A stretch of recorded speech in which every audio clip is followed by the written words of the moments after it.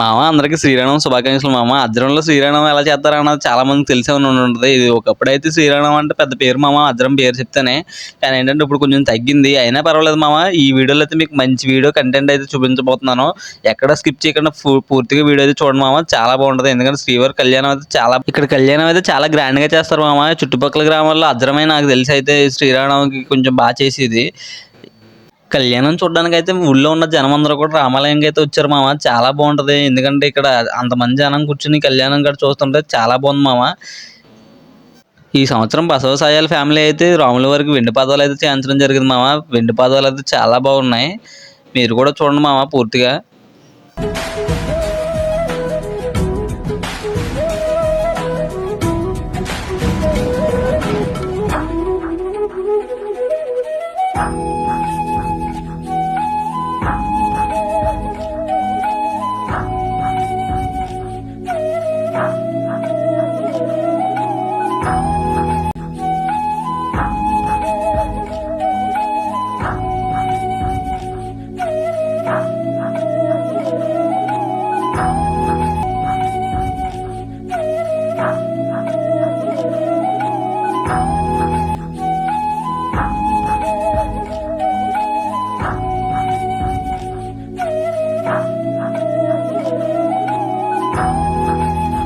ఈ టైంలో గుడి దగ్గర 10 నిమిషాలు కూర్చున్నా సరే చాలా ప్రశాంతంగా ఉంది మామ. ఎందుకంటే ఆ వైబ్ అలాంటిది గుడి దగ్గర.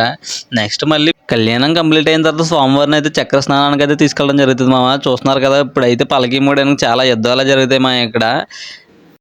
ఈ పల్లకి మోయడానికి అయితే చాలా మంది పోటీ పడతారు మా, ఎలా అయినా సరే మేము మొయ్యాలనేసి. కానీ పల్లెటూరులో ఇలాంటి కార్యక్రమాలు చాలా పద్ధతిగా జరుగుతాయి మాయ. చూసారు కదా, ఈ బాజా భజంత్రీలతో అయితే స్వామివారిని కాలువకి చక్ర స్నానానికి అయితే తీసుకెళ్ళడం జరుగుతుంది మాయ. మొత్తం ఎవరు ఎక్కడున్నా సరే ఈ పండగ 4 రోజులు కూడా అందరం కలిసే చేసుకుంటాం మాయ. చాలా బాగా అనిపిస్తుంది.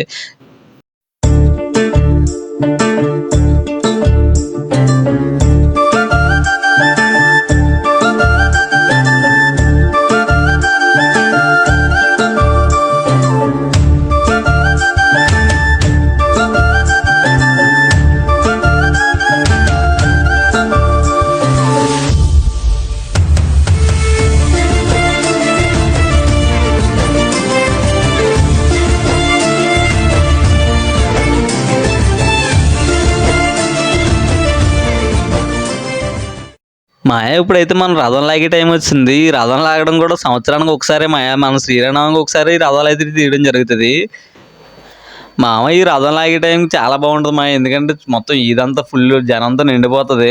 రథం లాగేటప్పుడు ఆ కళ వేరు మాయ. ఎందుకంటే పిల్లలు పెద్దలు అందరూ కొట్టుకుంటారు మా ఏకంగా రథం లాగడానికి. చాలా బాగా అనిపిస్తుంది.